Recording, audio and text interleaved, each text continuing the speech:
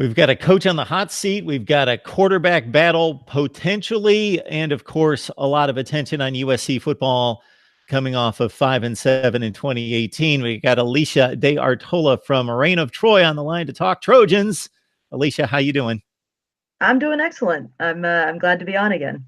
Yeah, absolutely. We appreciate the insight and the information. Get a lot of demand for USC talk. And of course, the fan base can't wait to get to 2019 with some cautious optimism that things have to be better than they were in 2018.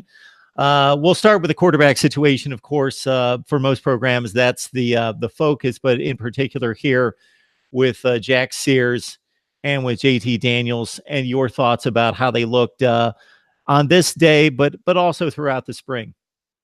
Yeah, the offense on the spring game was a little bit vanilla compared to what we've seen for the rest of spring camp. So I don't know if any of the quarterbacks really stood out, although Jack Sears threw a pick six, which kind of goes to what he has been the entire spring, which is he's always been this quarterback that you look at and think, man, he could really become something, but he's very erratic, very inconsistent, and I think that came across on the spring game, and it's definitely been the storyline for him for most of spring camp. And I thought that if he was going to turn this into a quarterback battle between him and JT Daniels, it was going to be because he took a step forward in terms of leveling out his consistency and really battling JT Daniels. And I don't think that's happened this spring.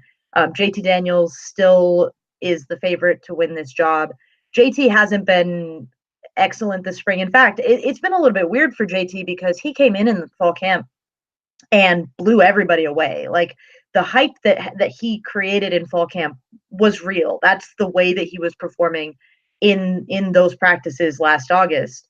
This spring, he's been a little bit more muted. I've looked at him and thought, I know you can perform better than this, and you just look a little bit off. And it could be he's settling into this new offense. He's learning a new system that there's more being asked of him. Graham Harrell is a huge proponent of the importance of footwork with his quarterback. So that's one of the first things he brought up. And I don't know if maybe JT is now thinking about a lot of things too much, where last year he wasn't, in practice at least. But he has not run away with this job the way that I thought he would. Because I thought it was no question JT is going to win this job. He's going to blow Graham Harrell away, and it hasn't quite been that level. Someone that you didn't mention that I am now sort of saying I would like to see him given a chance is Matt Fink, the sort of third man in that conversation. I like Matt Fink's mentality. I like his leadership. He's got running ability just as Jack Sears does. He doesn't have Jack Sears' arm, which is why I think he's been on the outskirts of the competition. But I suppose it could happen. Although I think everyone around USC will tell you it's still JT. Like it would still be a very big surprise if anybody but JT came out of this once you get into the fall and once you get towards the season opener. Now, despite the offensive approach being very vanilla, as it typically is for spring games, was there evidence of the air raid and what kind of difference that will look like?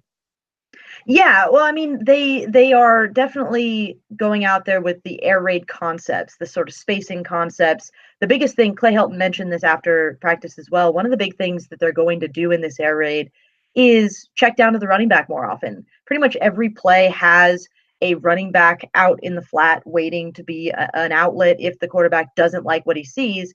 And so vanilla as it was, that's kind of what was going on a lot during the spring showcase, as they call it, where they were checking the running backs. And those can be really effective plays. It's going to ramp up the number of pass plays that you're throwing out there. But the check downs to the running back was certainly on display. I think working the middle of the field, they didn't throw as many slants as I sort of expected them to, because that's been a feature of spring camp practices. But they were definitely working the flat a little bit more, and just sort of the idea of get the ball out as quickly as possible.